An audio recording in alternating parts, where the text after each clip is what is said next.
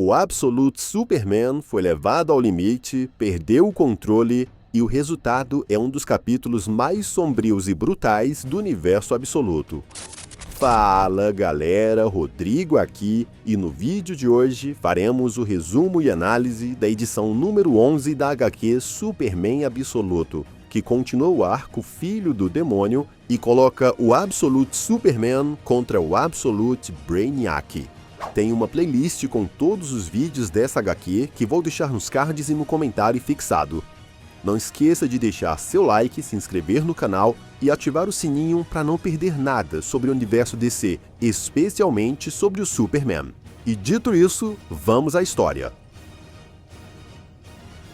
O capítulo começa em Krypton, onde a família El é julgada por crimes de ambição e uso ilegal da ciência. O veredicto contra Jor-El e Lara é bem cruel: permanecer pendurados acima de Kandor durante 100 anos. Desesperado, Kal-El implora que parem, mas é completamente ignorado. Daí, a Liga Científica se volta para o jovem e o condena a 20 anos de confinamento no orfanato da Zona Fantasma apenas por ser órfão. Arrastado pelos oficiais, Kal-El grita que Krypton está condenado, mas que ainda pode ser salvo. Só que suas palavras são recebidas como blasfêmia, e tomado por fúria e lágrimas, amaldiçoa todos ao redor. É nesse instante que seu corpo se incendeia em energia, liberando uma explosão devastadora que aniquila todos os presentes no local. No entanto, logo descobrimos que essa cena está acontecendo apenas dentro da cabeça do Superman. Ele está em uma instalação da Corporação Lázaro, longe do Sol e cercado por kryptonita sintética, sendo alimentado com simulações que visam enfraquecer sua determinação de não matar. Ra's al Ghul entende esse tipo de lavagem cerebral, mas avisa Brainiac que ele precisa do Superman intacto, não de um drone lobotomizado. E Talia o ameaça com a caixa paterna, a qual Brainiac tem medo mortal. Brainiac promete que o Superman será a encarnação da ira dos Al Ghul e pede apenas que mantenham a caixa longe dele. Então Ra's pede à filha que permita que Brainiac trabalhe em paz e a convida a se retirar. Quando fica sozinho, Brainiac demonstra total confiança de que o Superman irá quebrar. Ele comenta que nenhuma mente resiste a esse nível de tortura e destaca que Sol, o protetor do herói, já foi neutralizado. Sem falar que seus poderes estão enfraquecidos pela privação de luz solar e pela radiação de seu planeta natal. Um dos clones do vilão se arrisca a perguntar se, em relação ao meteorito kryptoniano sintetizado por Brainiac, não seria mais eficiente chamá-lo de kryptonita. Mas a ousadia custa caro. Brainiac considera isso um demérito por falar fora de hora e ordena que o clone retire a própria língua, o que ele faz imediatamente, o que mostra o quão cruel o Absolute Brainiac é. Em seguida, Brainiac continua sua tortura mental. Ele afirma que agora é dono da mente de Kal-El, de seus segredos e de cada lembrança patética de sua vida. Ele observa a tragédia da queda de Krypton e compreende por que o kryptoniano acredita que deve salvar os humanos de sua autodestruição. Mas Brainiac afirma que está na Terra desde 1938. E garante que, após Kal-El se permitir matar milhões de humanos, ele vai perceber que isso é exatamente o tipo de ajuda que a humanidade merece. E, de fato, a simulação mostra novamente Kal-El tomado pela raiva e desespero, destruindo Krypton. Ao mesmo tempo, em outro local da instalação, Talia desfere um chute contra Lois Lane, que cai no chão ensanguentada. Ela também dá um chute em Jimmy Olsen e deixa claro que ambos morrerão naquele lugar, mas não pelas suas mãos. Jimmy, ensanguentado, questiona como ela pôde trair os Homens Ômega depois de tudo que viu e das atrocidades cometidas pela Lázaro. E Lois, chocada com tamanha ingenuidade, revela a ele que os Homens Ômega e a Corporação Lázaro sempre foram duas faces da mesma moeda e que tudo foi uma mentira desde o início. Talia então coloca uma lâmina contra o pescoço de Lois e declara que a única verdade do mundo é que toda a vida está corrompida desde seus átomos.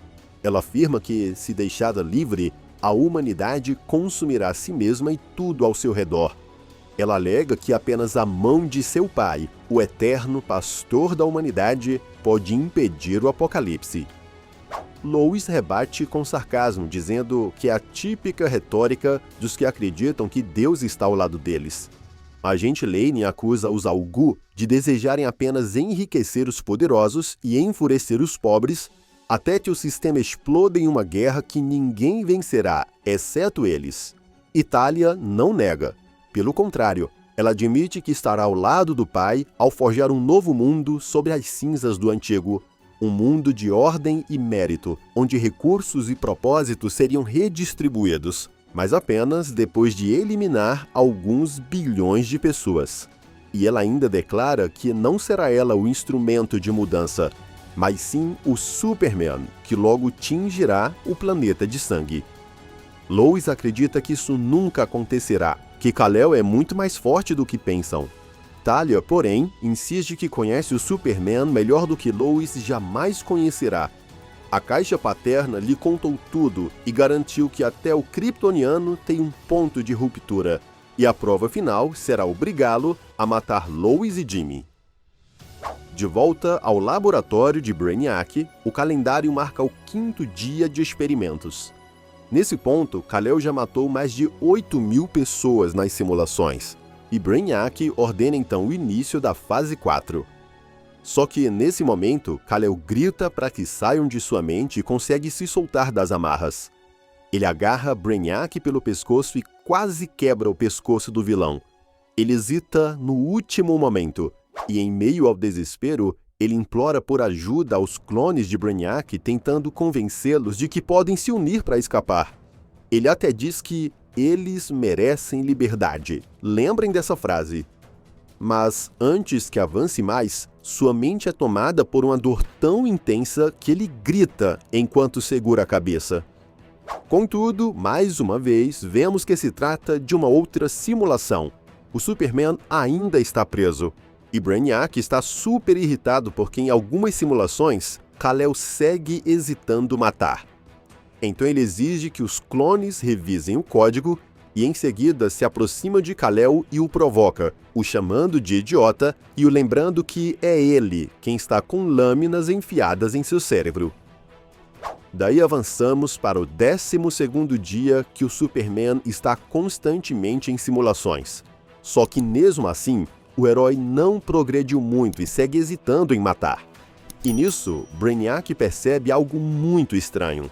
Primeiro, que os cristais solares estão ativos e a contenção foi desabilitada. Quando ele pergunta como isso aconteceu, ele ouve uma voz que afirma: "Merecemos liberdade". Brainiac se vira furioso, exigindo saber qual dos clones disse isso. E vários clones assumem a responsabilidade, deixando o vilão ainda mais irritado. Tanto que ele pega uma serra elétrica e sentencia todos aqueles clones. Então pulamos mais 2 dias, e o 14º é marcado por carnificina. O chão do laboratório está coberto pelos corpos destroçados dos clones. De alguma forma inexplicável, o Superman se recusa a progredir. Ao revisar as gravações, Brainiac descobre o motivo. Durante as noites, Kal-El sussurrava palavras quase imperceptíveis, que só eram registradas pelo subconsciente das máquinas. Eram mensagens suaves que inspiravam rebelião. Para o vilão, isso é um feito fascinante. Um homem capaz de reescrever códigos com um simples sussurro e instigar resistência em um exército de robôs. Mas, ainda assim, ele garante que fará o kryptoniano progredir, não importa quem tenha de morrer no processo. Enquanto isso, na área externa do complexo da Corporação Lázaro, um helicóptero pousa e dele desce o general Sam Lane.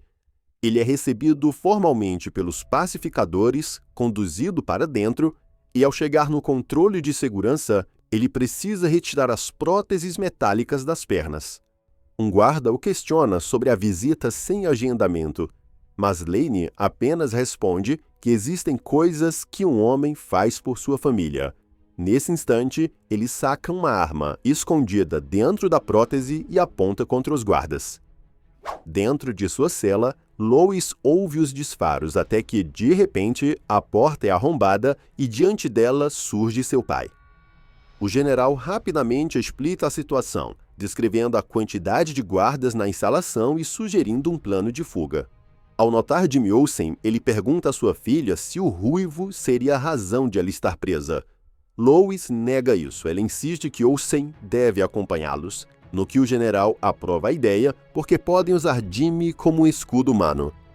No entanto, Lois diz que eles ainda não podem fugir, pois existe alguém que precisa ser salvo. Daí pulamos para mais uma simulação. Dessa vez, em Smallville, a fazenda dos Kents é invadida pelos pacificadores. Eles tentam capturar Kal-El e machucam Jonathan e Martha. A cena lembra bastante o que realmente aconteceu, só que aqui, em vez de fugir, o corpo do Superman se incendeia e uma grande explosão varre o local, aniquilando os pacificadores. Entre a fumaça da explosão, surge Ra's al Ghul, que o parabeniza, afirmando que sempre soube que o Superman poderia libertar sua fúria e que aquela era a razão de sua presença no planeta, salvar a Terra através do sangue. Porém, antes que conclua seu discurso, Kal-El arranca seu coração com as próprias mãos. Nisso, a Talia surge gritando que os Homens Ômega chegaram para salvá-lo da Lázaro. Mas Kal-El também a interrompe, envolvendo seu pescoço com a poeira de cristal solar de seu traje. Martha e Jonathan tentam apelar para sua humanidade, perguntando se ele realmente pretende matá-la. Agora voltamos à realidade no laboratório de Brainiac, onde Lois invade e dispara contra as costas do vilão. Em seguida, ela encosta a arma na cabeça de Brainiac e o ameaça exigindo que se afaste de Kal-El. Mas o vilão apenas debocha, dizendo que ela chegou tarde demais. Jimmy Olsen corre até o Superman, tentando pensar em como podem libertá-lo porque não é tão simples. Os mecanismos instalados estão profundamente conectados à mente de Kal e não podem ser removidos sem risco. Contudo, nesse momento, Sam Lane chama Lois, mas sua voz parece bem estranha. Isso porque o General Lane foi atingido na cabeça por uma lâmina, o levando à morte. Lois corre desesperada na direção de seu pai, e a responsável aparece logo em seguida.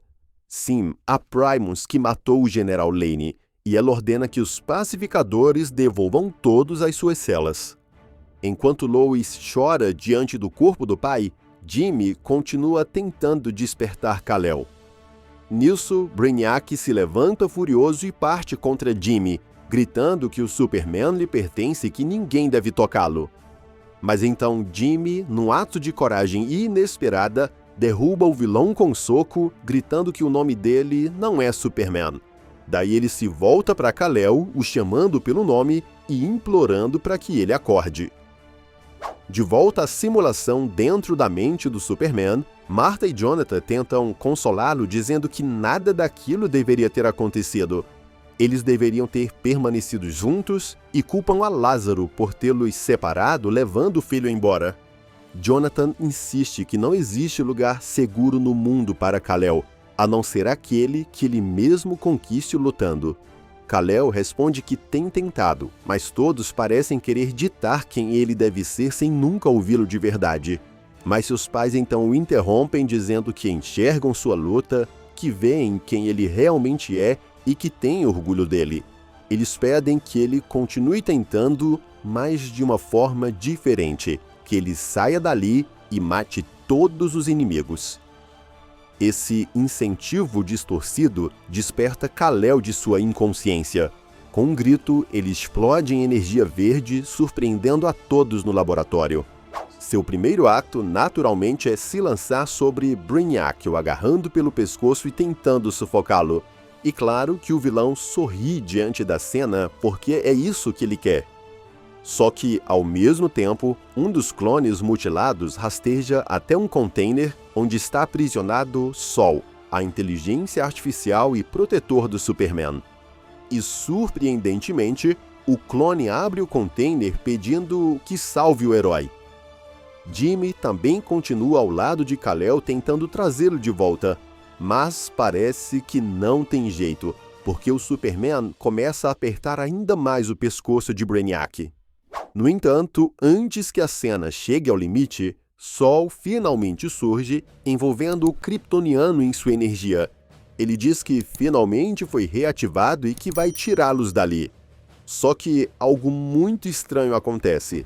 Nesse momento, uma explosão de energia vermelha varre toda a instalação, consumindo tudo em volta, como se o lugar inteiro estivesse em chamas. Ninguém, nem mesmo o Sol, entende exatamente o que está acontecendo.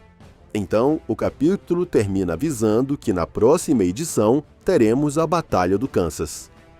E assim terminamos essa edição, que na verdade não dá para ter certeza se essa cena final da explosão do Superman é real ou se é outra simulação. No próximo capítulo teremos a resposta, então já deixa o like, se inscreve no canal e ativa o sininho para não perder nada sobre o Superman. Muito obrigado por assistir e até a próxima aventura!